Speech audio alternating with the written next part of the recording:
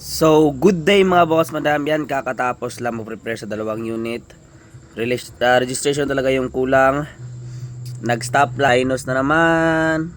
Namumulan na yung mata. Yung andar, goods na. Goods talaga yung andar ang dalawa. At yun, registration yung kulang. Ang ito problema is di gumagana yung ano tawag niyo? Yung power window sa gilid pag ginamitan ng switch. So i-fix pa later pagkatapos nito. Ito naman yung isa, so far wala naman akong nakita pang problema, pero dito po ako nag-focus pagkatapos nito doon naman sa isa. So far yung andar, while nag-upo lang ako dito, pinapakinggan ko yung dalawang andar kung ilang minuto yung mag-stop, ilang minuto, tapos kung kailan mag-stop yung radiator fan.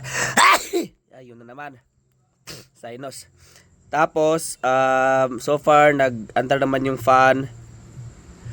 Ay nako, yung sinus talaga.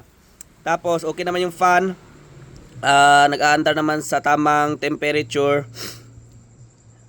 Sa test drive wala namang problema. Pang ilalim wala namang leak. Check na lang pag bago releasing. At yun lang mga boss madam, Urban Lopez Fleta. Peace mga boss madam. Later work na naman later pagkatapos ng kumain. So peace.